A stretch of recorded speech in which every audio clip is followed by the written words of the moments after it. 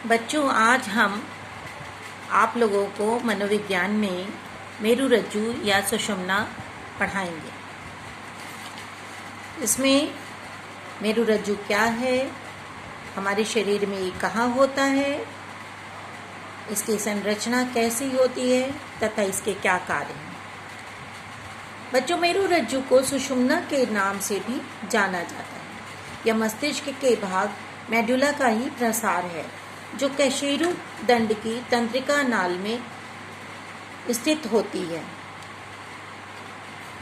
ये बच्चों आपको दिख रहा है, ये हमने आपको इसके पहले मस्तिष्क जब पढ़ाया था तो जिसमें मस्तिष्क के 3 भागों में जो इसका नीचे का भाग था,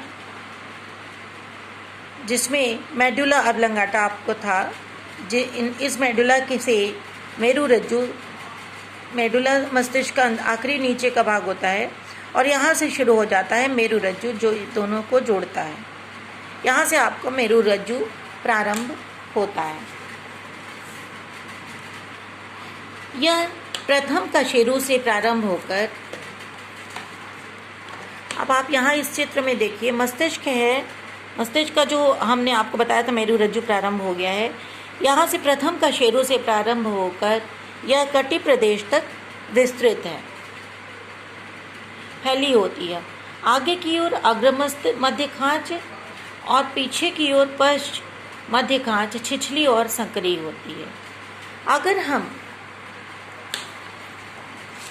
मेरुरज्जु की आंतरिक संरचना पर ध्यान देते हैं तो अगर हम मेरुरज्जु को बीच से काट कर निकालते हैं तो ये इसकी आंतरिक संरचना का हमको दृश्य दिखाई देता है। बच्चों, मेरुरज्जु या स्पाइनल कॉर्ड एक लंबी खोखली व बेलनाकार संरचना होती है। तो उसके भीतर का चित्र है। अगर हम इस तरह से देखते हैं तो एक लंबी खोखली, ये भीतर से खोखली होती है और बेलनाकार संरचना होती है। इसके केंद्रीय भाग में सक्रिय नली या न्यूरोसिल होती है। इसके बीच में केंद्र में एक संकरा भाग होता है, न्यूरोसिल होता है, जिसमें सेरेब्रोस्पाइरल द्रव्य भरा होता है।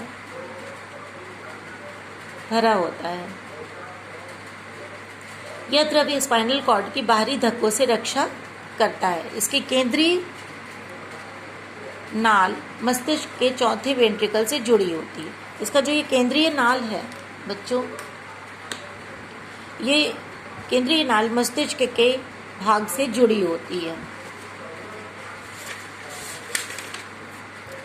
न्यूरोसिल के चारों ओर महीन आवरण होता है।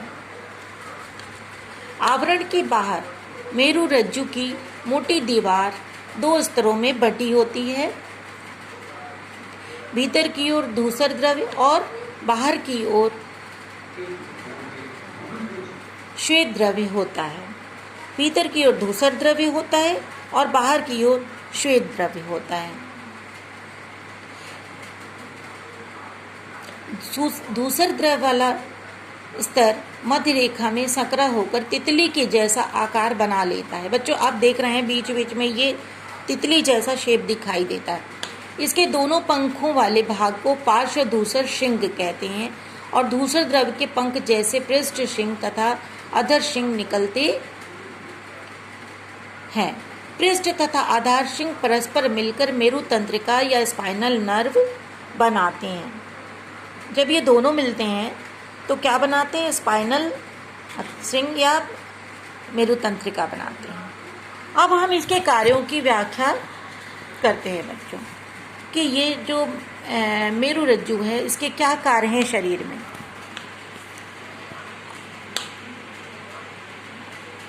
इस प्रकार सम्मिलित रूप से मेरुरज्जु के 2 प्रमुख कार्य होते हैं बच्चों। मस्तिष्क से प्राप्त होने वाले, पहला कार्य है मस्तिष्क से प्राप्त होने वाले तथा मस्तिष्क को जाने वाले आवेगों के लिए मेरुरज्जु पथ प्रदान करता है। जैसे इसके श्वेत द्रव्य त्वचा तथा अन्य परिधीय भाग से प्राप्त होने वाली पीड़ा, ताप, स्पर्श, दाब, स्पंदन आदि की संवेदी सूचनाओं को मस्तिष्क में पहुंचाती है। और मेरुरज्जु के धूसर द्रव्य की तंत्रिका कोशिकाएं अनेक संवेदी आवेगों की व्याख्या करके उपयुक्त चालक प्रेरणाएं निर्गत करती हैं। तो पहला भाग तो था कि मस्तिष्क के जाने वाले सारे आवेग जो हैं और उनको ये मेरु रज्जु पहुंचाती है, उसका संचालन करती है। और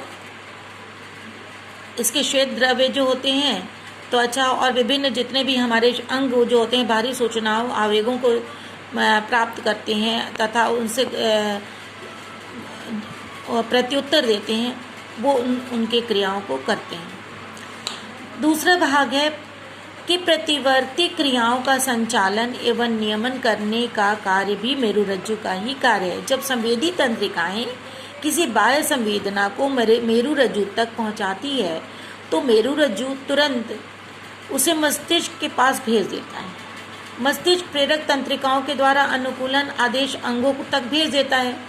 किंतु कुछ ऐसे भी आवश्यक कार्य होते हैं जिनमें मेरुरज्जु मस्तिष्क के आदेश की प्रतीक्षा न करके स्वयं ही प्रेरक तंत्रिकाओं द्वारा अनुकूलन का आदेश दे देता है। जिन आवश्यक क्रियाओं को मेरुरज्जु स्वयं ही आदेश दे देता है उन क्रियाओं को प्रतिवर्ती क्रियाएं या रिफ्लेक्शन एक्शन कहते हैं। इससे मस्तिष्क पर कार्यों का भार कम हो जाता है। अब हम इसको इस तरह से समझ सकते हैं कि जितने भी हमारे हाथ, नाक, आँख, कान हैं जो बाहरी उद्दीपकों को देखते हैं बच्चों, मान लीजिए कि हमारा पैर में कांटा चुभ गया तो ये सूचना हमारे मस्तिष्क तक पहुंचती है।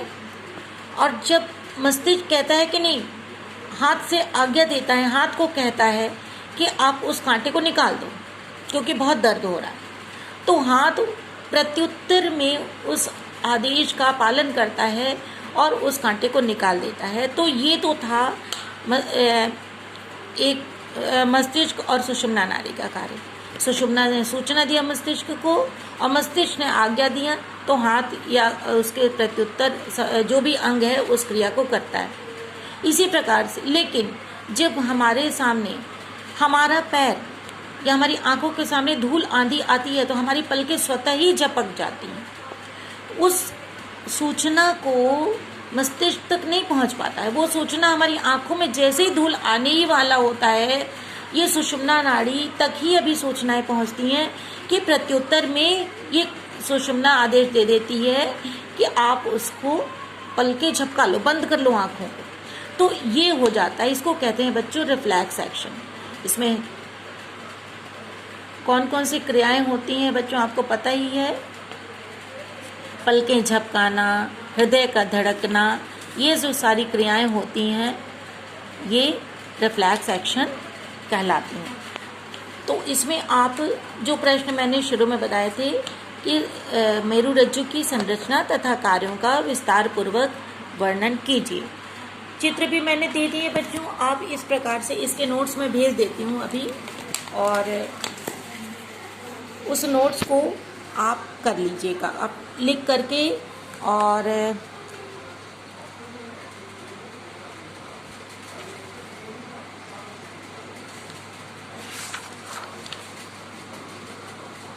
क्वेश्चन का उत्तर लिखकर आप मुझे भेजिएगा बच्चों, ठीक है।